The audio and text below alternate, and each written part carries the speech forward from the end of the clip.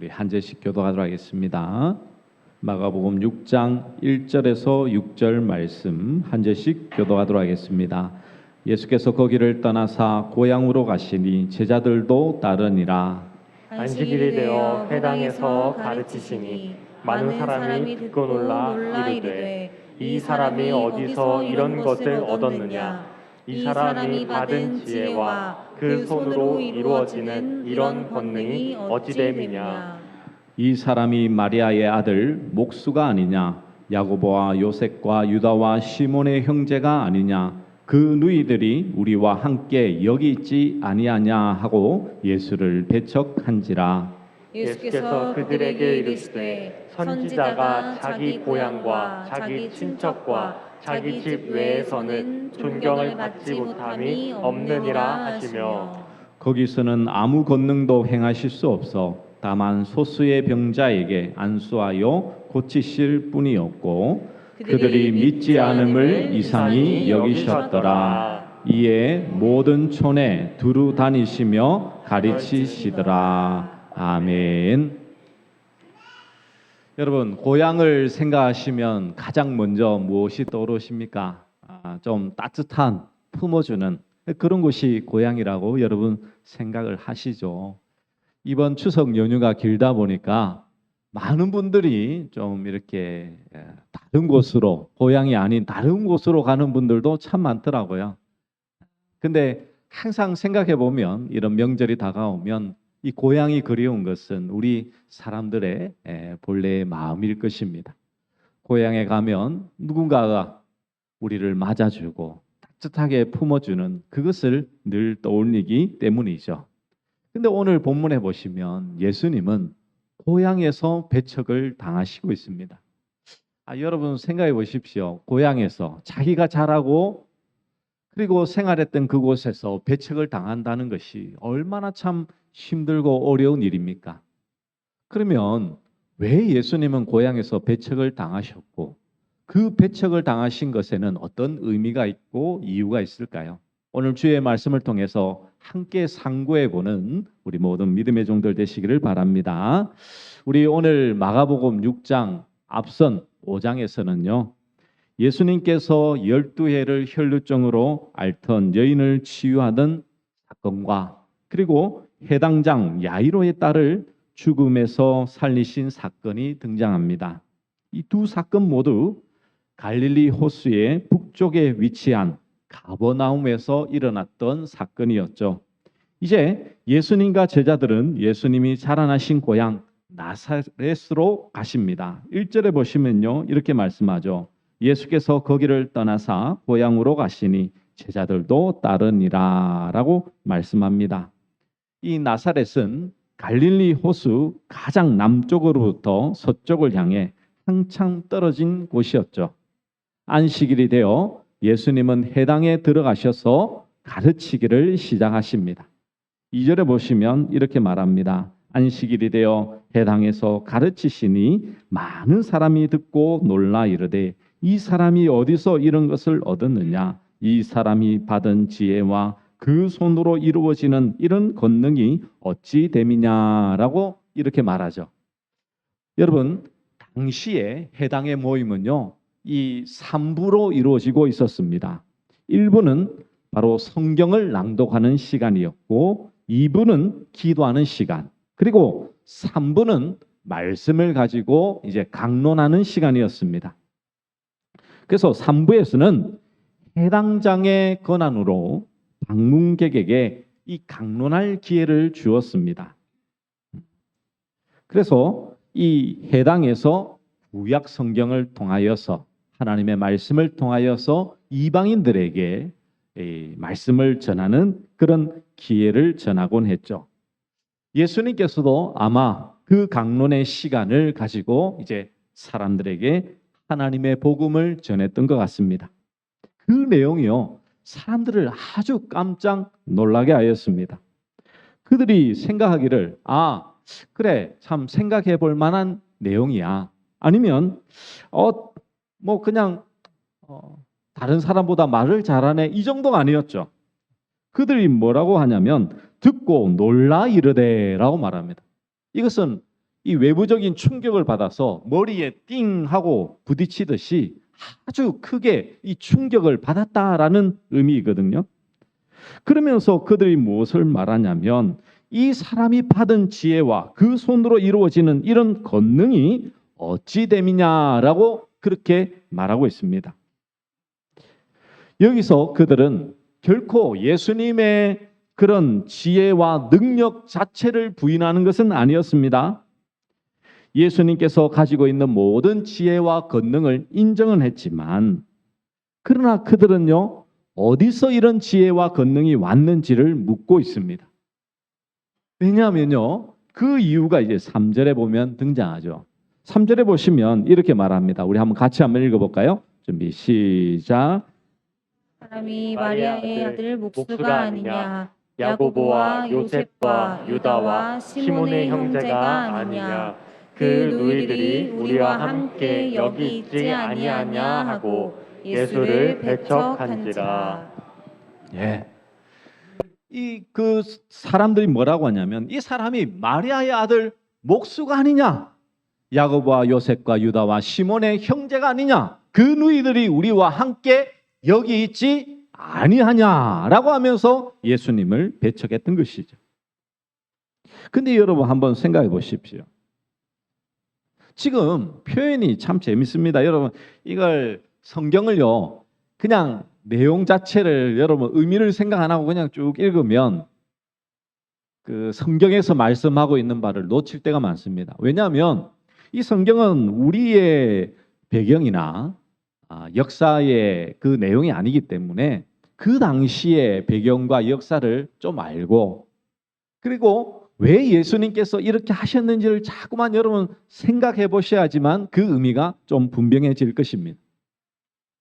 여러분 보십시오. 이 사람이 마리아의 아들 목수가 아니냐라고 말합니다. 이게 왜 독특한 표현일까요? 지금 사람들은요 요셉의 아들 목수가 아니냐라고 말하지 않습니다. 이게 지금 여러분은 별로 이상하지 않으시죠? 근데 그 당시 이 유대인들에게는요 아주 충격적인 내용입니다. 그게 뭐냐면 예수님을 이 출신이 비천한 사람이라는 것을 표현하기 위해서 원래는 아버지의 이름을 가지고 불렀습니다. 대부분 성경에도 보시면 어머니의 이름, 여인의 이름은 잘 등장하지 않죠. 그만큼 예수님에 대해서 지금 뭐 하고 있는 겁니까? 아주 이렇게 좀 깔보듯이 뭔가 출신이 그렇고 또 이렇게 살아가는 것이 그렇게 좋지 않다라는 것을 말하기 위해서 지금 마리아 아들 목수가 아니냐라고 말하는 것입니다.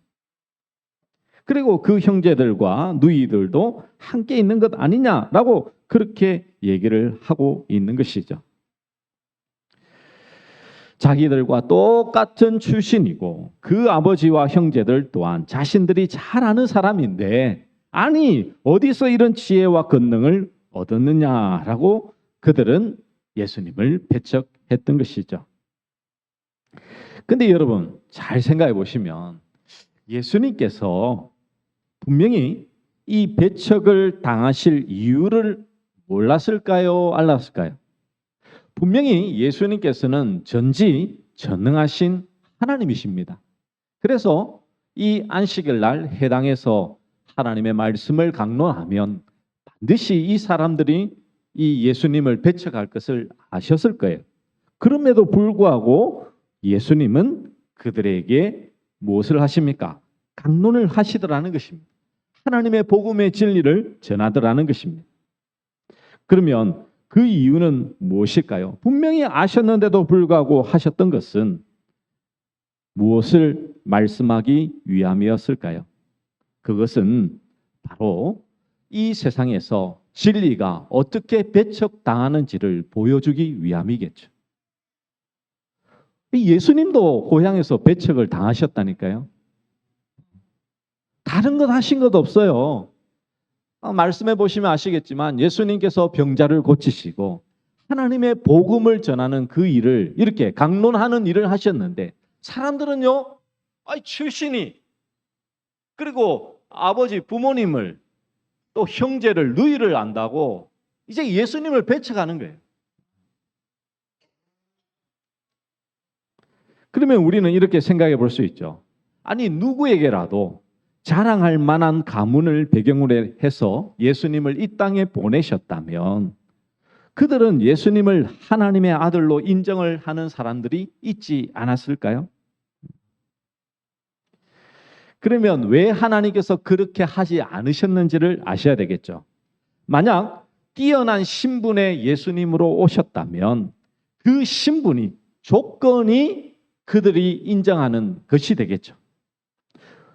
즉, 예수님의 말씀이 아니라 외적인 조건을 받아들이는 것밖에 안 될 것입니다. 그래서 세상의 속성이라고 할 수 있는 외적 조건에 동조하는 예수님으로 인식할 수밖에 없는 것이죠. 예수님께서 비천한 신분으로 오시는 것은 외적인 조건으로 사람을 구별하는 세상의 속성을 고발하기 위함이죠.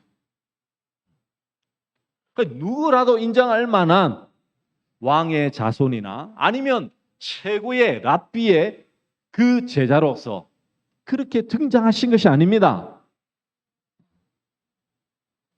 예수님은 이 땅에서 가장 비천한 모습으로 오셔서 세상의 조건들과는 무관하신 메시아이심을 우리에게 보여주고 있는 것이죠. 근데 세상은 다르죠. 세상은 지금도 많은 외적인 조건을 따집니다. 여러분들이 이력서를 한번 써보시면 아시겠지만 이력서에서 가장 먼저 보는 것이 무엇입니까? 바로 그가 졸업한 대학이나 학위가 무엇인지 그것을 가장 먼저 보겠죠. 능력을 보기보다는 출신 대학과 학위를 따지는 것이 바로 이 시대의 모습인 것이죠. 그 당시도 마찬가지였다는 것입니다. 만약 예수님께서 가장 뛰어난 조건으로 왔다면 예수님을 예수님으로 바라보는 것이 아니라 예수님의 말씀으로 바라보는 것이 아니라 바로 그 조건에 그렇지, 예수님은 그럴 만한 분이야. 그 지식 누구에게 배웠네. 아이고 말 잘하네. 이것으로 끝났겠죠. 그러나 예수님은 이 땅에 비천한 모습으로 오셨지만 참 인간이요 참 하나님으로서 참된 복음의 진리를 전하셨던 분이셨습니다. 그래서 4절에 보면 예수님께서 이렇게 말씀하죠. 예수께서 그들에게 이르시되 선지자가 자기 고향과 자기 친척과 자기 집 외에서는 존경을 받지 못함이 없느니라 하시며 라고 말씀합니다. 예수님의 이 말씀은요, 당시에 많은 사람들이 알고 있었던 격언이었습니다. 이 자기 동네에서 인정을 못 받는 거, 그거는 세상의 사람들도 다 아는 내용이죠. 왜 그렇습니까? 사람에 대한 편견이 있기 때문입니다. 어릴 때부터 보고 왔던 저 사람에 대해서 나는 잘 알고 있는데 저렇게 행동한다고? 저렇게 말을 한다고?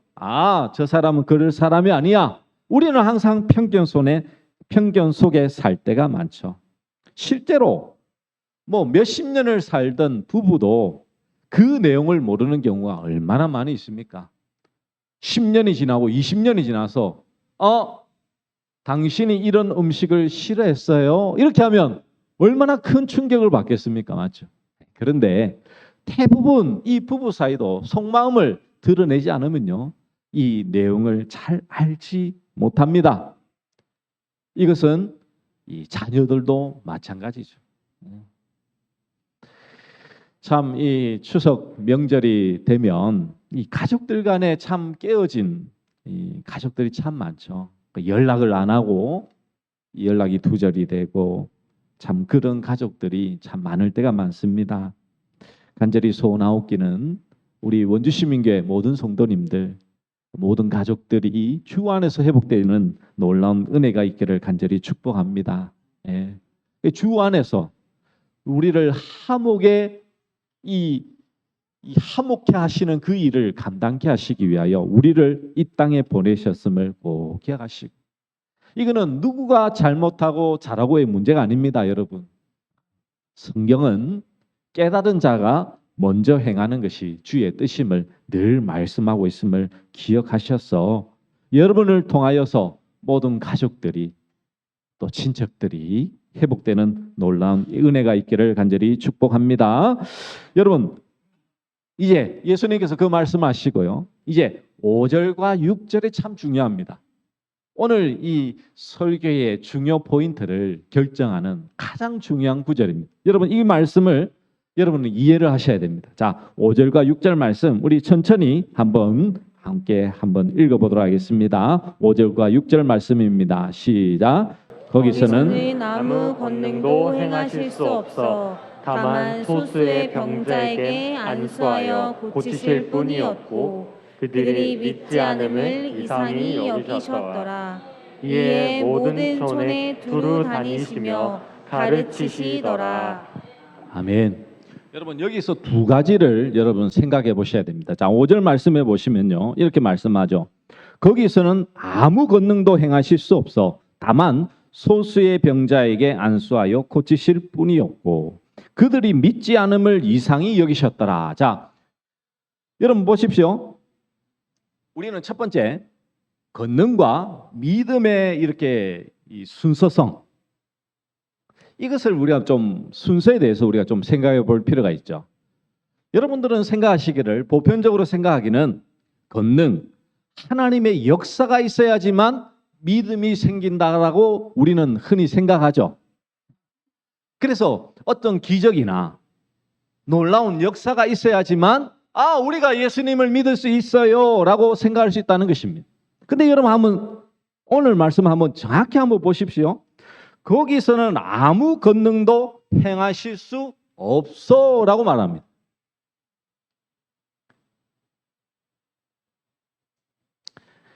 여러분 한번 이렇게 말씀하시는 의도를 여러분 파악하셔야 돼요. 생각해 보십시오. 예수님이 진짜 능력이 없어서 못 행하셨을까요? 여러분들? 막 그 땅에 가면 예수님께서 힘이 사라져가지고 그래서 못하셔서 지금 안 하실까요? 아니면 안 하고 계시는 걸까요? 안 하고 계시는 거죠.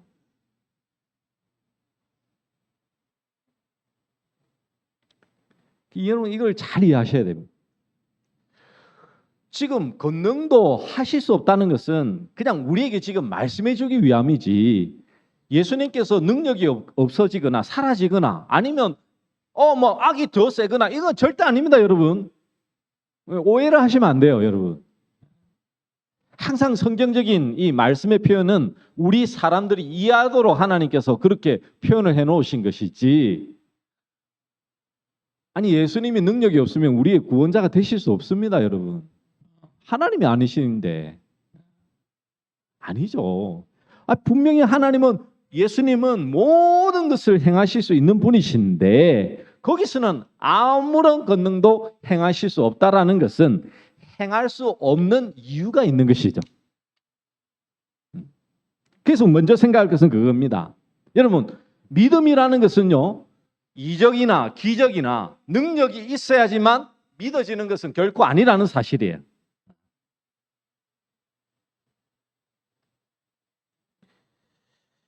여러분, 이것은 우리에게 무엇을 말씀해 주고 있습니까? 믿음 자체는 그냥 행하시는 그 일을 보고 하는 것이 아니라 예수님 그분을 그대로 받아들이는 것이 믿음이라는 것을 우리에게 말씀해 주고 있는 것이죠. 그래서 예수님께서 권능을 행하지 않았다라고 표현하는 이유는 권능을 베푸시는 참 목적과 의미가 따로 있다는 것이죠. 그 의미가 무엇입니까? 바로 믿는 것, 그 자체가 권능에 참여하는 것을 보여주기 위함인 것이죠. 권능을 안 행하셨는데 무엇합니까? 믿는 자 없는 것을 보고 이상히 여겼다는 것은 다른 것이 아닙니다. 예수님께서는 그 로마 인들이 예수님을 믿지 않는 그 부분에 대해서 예수님께서 말씀하시기를 뭐라고 말씀하시냐면, 제가 지금 설교의 부분을 지금 이렇게 놓쳐버렸어. 예, 외우면서 하다 보니까. 네. 그렇습니다. 네. 예수님께서 행하신 그 일이 그냥 단순히 우리가 외모로 판단되고 받아들이는 일이 아니었죠. 왜냐하면 예수님께서 행하시는 그 기적을 통해서 믿고 따르는 것은요, 그 기적이 주는 그 역할 때문에 따르는 것이지 예수님 그 본질에 대해서 믿는 것은 아니기 때문입니다. 그래서 믿음이라는 것은, 아니 믿음이 없이는 최소한 마음이 열리지 않고는 권능을 행하지 않는다라는 것은 우리에게 무엇을 말씀해 주고 있냐면, 예를 들면 이렇습니다. 여러분, 신용 기록이 있어야 신용카드를 발급해 주는데 신용카드를 사용해야만 신용 기록이 쌓이는 것과 같은 경우죠. 그렇지 않습니까? 맞죠? 불신자가 권능을 보지 않고는 잘 믿어지지 않는데 예수님은 믿어야만 권능을 보이겠다라고 하시는 것은 우리에게 분명한 그 사실을, 그 진리를 말씀해 주고 있는 것이죠. 그 사실은 무엇입니까? 바로 예수님에 대한 어떤 선입관과 편견도 모두 버리고 성경이 말씀하고 있는 예수님을 정확히 알아야지만 예수님을 믿고 따를 수 있음을 우리에게 말씀해 주고 있는 것입니다. 그래서 믿음이라는 것은 단순하죠. 예수님을 예수님답게 인정하는 것이 참된 믿음입니다. 십자가에서 죽은 지 사흘 만에 부활하신 예수님을 우리의 구주, 나의 메시아로 믿고 받아들이는 것이 참된 믿음임을 우리는 잊지 말아야 되겠죠. 또 한 가지 더 사실은요, 여러분 한번 보시면 우리는 권능이라는 것을 우리는 자꾸 이제 능력이나 뭐 병고침이나 뭐 은사나 이런 걸 생각하시는데요. 여러분 잘 보세요. 5절입니다. 거기서는 아무 권능도 행하실 수 없어 다만 소수의 병자에게 안수하여 고치실 뿐이었고. 지금 예수님은 권능을 행하셨습니까? 안 행하셨습니까? 권능을 안 행하셨어요. 그런데 예수님은요, 소수의 병자만 고치셨습니다. 병 고치셨어요. 그런데 권능을 안 행하셨다라고 말씀하고 있습니다. 그러면서 6절 하반에 보시면 이에 모든 촌에 두루 다니시며 가르치시더라 라고 말씀합니다. 자, 여러분, 다른 촌에서는, 다른 도시에서는 치료는 하지 않고 가르치기만 한 것이 아니죠. 고향에서 병자를 고치기만 하고 가르치지 않은 것이 바로 아무 권능을 베풀지 않았다라는 뜻입니다. 무슨 말입니까? 예수님께서 행하시는 권능은요, 참 권능은 치유라는 그 나타나는 표적보다는 바로 천국 복음을 가르치는 거였습니다. 권능을 베푸는 목적 자체가 예수님께서 행하시는 것은요, 우리를 죄에서 구원으로 인도하는 것이죠. 그게 참 권능이라니까요, 여러분.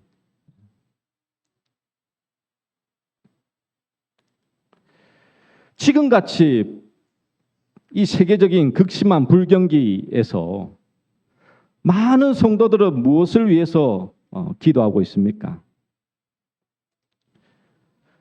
예수님의 권능을 입어서 어떻게든 이 불경기를 이겨나가는 것을 위하여 기도하고 있는 것 아닙니까? 하루속히 불경기를 끝내어 우리가 평안하게 살고자 하는 것을 우리는 그렇게 강구하고 있지는 않으십니까? 여러분, 진정한 권능은요, 우리가 예수 그리스도를 믿어 이 죄에서 구원받는 것이 권능이라니까요. 예수님은 하나님의 그 복음, 천국 복음을 전하시면서 그 권능을 행하셨던 분이셨습니다. 그런데 우리의 생각하는 권능은 우리가 눈에 보이는 그런 기적에 우리의 시선과 마음이 빼앗겨 있지는 않으십니까, 여러분?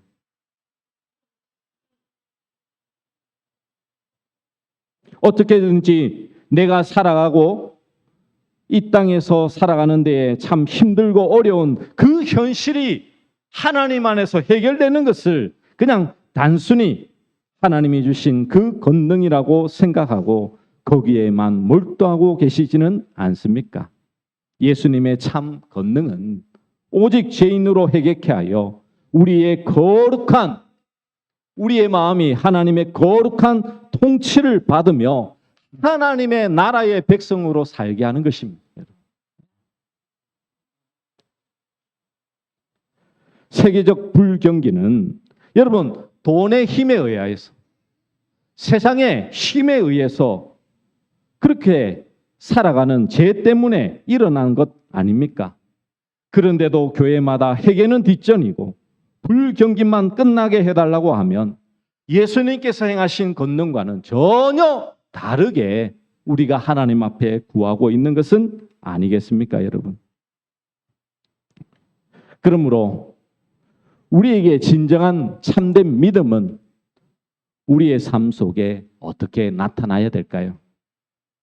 여러분, 예수님께서 고향에서 배척을 당하신 이유는 우리에게 참된 믿음이 무엇인지, 그리고 예수님께서 행하시는 참된 권능이 무엇인지를 우리에게 보여주기 위함이었습니다. 예수님은 이 땅에 참 구원자로 이 땅에 오셨습니다. 그런데 그 구원자로 오신 예수님은 우리 사람이 바라는 그런 구원자의 모습이 아닙니다. 힘이 있고 그리고 이 땅의 모든 문제를 해결해 주러 내 먹을 것과 마실 것을 해결해 주러 오신 분이 결코 아니셨죠. 예수님은 이 땅에 오신 이유는 우리를 죄에서 구원해 주기 위하여 이 땅에 오신 구원자이십니다. 그리고 그 예수님께서 우리를 죄에서 구원하는 그것이 참된 권능이라는 것을 우리에게 말씀해 주고 있다는 사실을 매일의 삶 가운데서 경험하는 우리 모든 믿음의 종들 되시기를 간절히 축복합니다. 그러므로 매일의 삶 속에서 우리가 생각할 것은 하나님 앞에 엎드릴 것은요 다른 것이 아닙니다. 예수님의 참된 권능으로 우리의 삶 속에 예수님의 참된 치유하심과 회복하심으로 우리의 죄를 깨닫고 참된 회개의 모습으로 주님 앞에 서며 우리를 죄에서 구원하신 하나님의 놀라운 은혜를 경험하며 살아가는 것이 우리의 인생의 가장 큰 복이라는 사실을 날마다의 삶 가운데서 경험해야 되겠죠. 그러므로 우리 모든 믿음의 성도님들, 여러분의 죄를 구원하시기 위하여 이 땅에 오신 예수님을 참된 구원자로 믿으셔서 여러분의 심령이 죄로 말미암아 참된 자유함을 누리시고 또한 예수님의 그 십자가 보혈을 힘입어서 하나님 앞에 담대히 나가시는 우리 모든 믿음의 종들 되시기를 간절히 축복합니다. 네, 우리 말씀을 가지고 우리 함께 찬양하도록 하겠습니다. 오직 예수뿐이네 함께 찬양하도록 하겠습니다.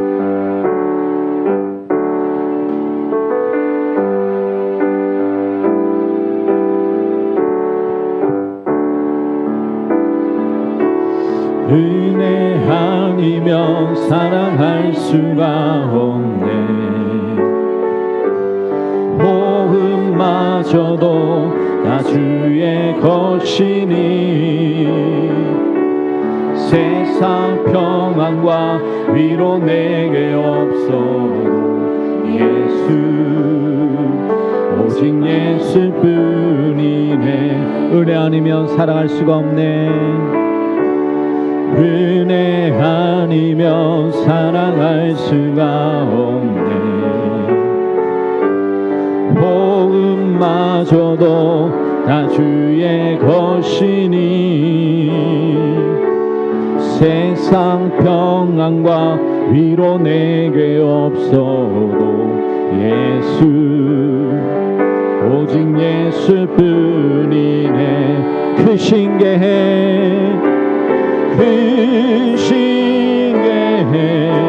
다 볼 순 없고 작은 고난에 지쳐도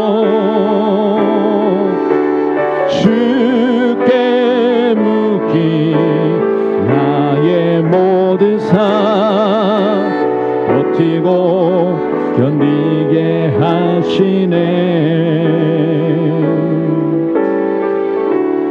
은혜 아니면 사랑할 수가 없네. 나의 모든 것 다 주께 맡기니 참된 평안과 위로 내게 주신 주 예수, 오직 예수뿐